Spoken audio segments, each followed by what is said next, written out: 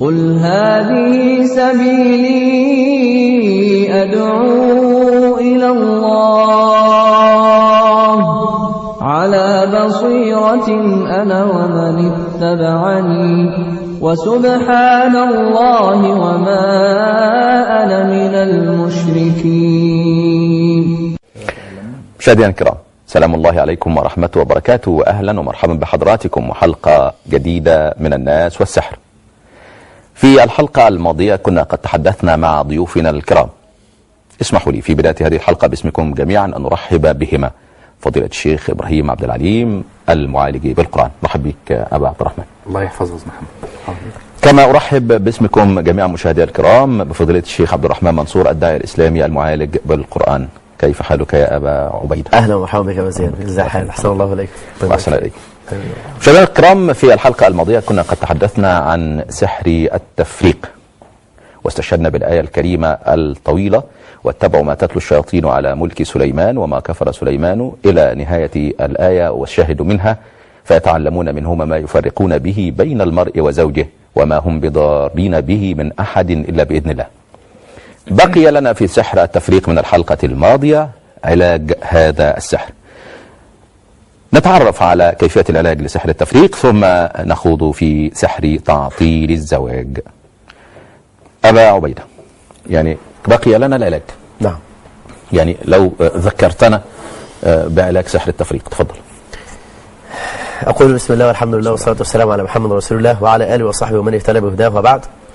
في اللقاء الماضي قد أصلنا بالآيات القرآنية والأحاديث النبوية أن سحر التفريق بين الزوج والزوجة ثابت بالقرآن والسنة النبوية الصحيحة. نعم. وتحدثنا عن ذلك بالتفصيل، وتعرضنا للأعراض أنا وأخي أبا عبد الرحمن، ثم تحدثنا عن الأسباب، وقد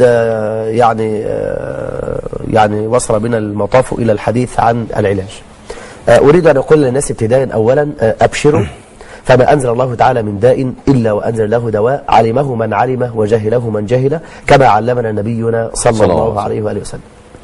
الناس اللي بتقول دائما سحر التفريق ليس له علاج أو السحر ليس له علاج، أقول هؤلاء كذبوا ورب الكعبة، حتى لو كانوا من الرقيم، فده أمر خطير جدا أن يقال بأن هذا السحر ليس له علاج، إلا إذا لم يكن عنده سحر أصلا، يعني هو موهوم مثلا. نعم. حتى إن قلنا بأنه سحر حقيقي، يعني لو قلنا بأنه سحر حقيقي فعلا في تفريق بين الزوج والزوجة وانقلاب الأحوال من حب إلى بغض إلى تفصيل الذي ذكرناه، أن بعض الرقين أو بعض المعالجين قد يذهب إلى بعض إخوانه فيقول حالتك ليس لها علاج. يعني الأولى له من ذلك والأفضل، بل الأوجب عليه يوصله الأعلى منه مرتبة في هذا العلم.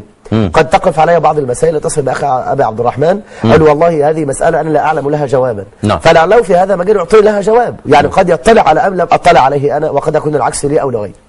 فنريد أن نقول للناس جميعا: يا إخواني، إن الله عز وجل ذكر في كتابه لما قال: وننزل من القرآن ما هو شفاء ورحمة للمؤمنين ولا يزيد الظالمين إلا خسارة.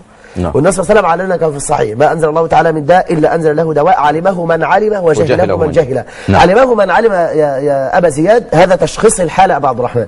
علمه من علم وجهله من جهله، ده تشخيص الحالة. لو استطاع الإنسان أن يشخص الحالة تشخيصا صحيحا مع توفيق الله عز وجل وأعطى العلاج، إن شاء الله تعالى سيكون الشفاء. وإذا ما شخص تشخيصا سليما وشعر أنه يعني الحالة أكبر منه، فليأمر من يعالجه أن يذهب إلى من هو أقوى ظنا منه. يعني لا حرج في مثل هذا. عايزين نقول للناس من رحمة الله تعالى أن الله عز وجل أنزل مع الدواء الداء، وأنزل مع المرض الشفاء.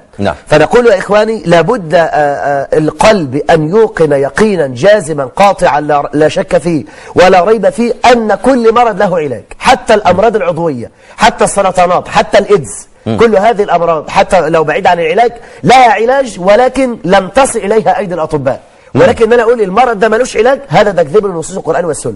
فعايزين نقول أول أمر من الأمور التي يأخذها العبد في علاج أي نوع من أنواع السحر، خاصة سحر التفريق، قراءة سورة البقرة كما علمنا نبينا صلى الله عليه وسلم. وأقول مع القراءة مع ذلك الإنسان لابد أن يتدبر في آيات القرآن وأن يعمل بأحكام القرآن، يعمل بأحكام القرآن.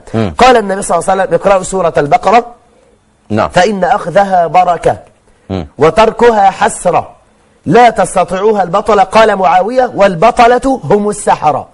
كوني أنني أقرأ سورة البقرة وعندي اليقين الجازم أن الشيطان لن يمسني بسوء ولن يتلاعب بي بقدر الله تعالى. إن كان في قلبي هذا اليقين الجازم إن شاء الله تعالى ستكون من ضمن أسباب العلاج. طب نشغلها في البيت باستمرار، كاسيت مثلا نقول أو على الكمبيوتر أو غير ذلك. في الحديث اقرأوا، يبقى نعم. القراءة يعني اقرأوا ماشي، لكن على فرض أنني يعني طالما أن هذه فائدتها، طالما أنني ليس عندي أحد في البيت مسحور، أهي تشتغل على الجهاز في البيت ويعني مرات عديدة كل يوم. الإنسان فينا يتعود من الخير يعني. أن يقرأ سورة البقرة كل 3 أيام كما علمنا نبينا محمد. من يقرأ لمدة 3 أيام لا يقرب الشيطان بيته. والنبي صلى الله عليه وسلم لما قال اقرأوا لكي لا نصل إلى درجة هجران القرآن. نعم. وقال الرسول يا رب إن قومي اتخذوا هذا القرآن مهجورا. فالإنسان لابد أن يتعلم دائما وأبدا أن يتلو آيات القرآن. يبقى أول سبب من أسباب قراءة سورة البقرة. قراءة سورة البقرة. نعم. الأمر الآخر المحافظة على الأذكار. آية عجيبة قال الله تعالى فيها الذين قال لهم الناس إن الناس قد جمعوا لكم، كمثل السحرة مثلا، فاخشوهم فزادهم إيمانا وقالوا حسبنا الله ونعم الوكيل. من ضمن الأذكار حسبنا الله ونعم الوكيل. كان الجواب فانقلبوا بنعمة من الله وفضل لم يمسسهم سوء واتبعوا رضوان الله والله ذو فضل عظيم. إنما ذلكم الشيطان يخوف أولياءه فلا تخافوهم وخافوني إن كنتم مؤمنين.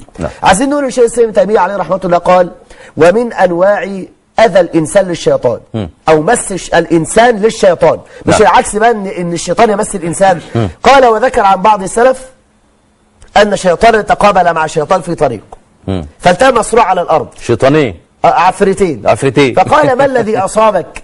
قال والله لقد مسني هذا الإنسي. لما قرأت هذا الكلام في أول وهلة لابن القيم ظننت يعني هنا العكس، الإنسان مس الشيطان. العكس أنا ظننت إيه؟ إن المطبوع في الكتاب خطأ. نعم. طب وانت شوف نسخة تانية وانا في ضرب الاتراك في الازهر نظرت في بعض النسخ فوجدت مثل هذا الكلام مطابقة لهذا الكلام. فقال له ما الذي اصابك؟ قال لقد مسني هذا الانسي. قال وكيف؟ قال بكثرة ذكره لله. الله. يبقى انا تعودت بقى ان السبب الثاني ابو عبد الرحمن من ضمن التحصينات ومن ضمن محافظة على الأذكار. ان يتعود الانسان دائما وابدا ان يحافظ على الأذكار. 3. الامر الثالث ان ياكل 7 تمرات على الريق. إذا كان عنده سكر زي ما بيقول أبو زياد على طول على الدوام في هذا التعليق فليرجع إلى طبيب. الحديث قال النبي صلى الله عليه وسلم من تصبح يعني أكل في وقت الصباح 7 تمرات لم يضره في ذلك اليوم سم ولا سحر. هذا وقاية وعلاج. وقاية وعلاج.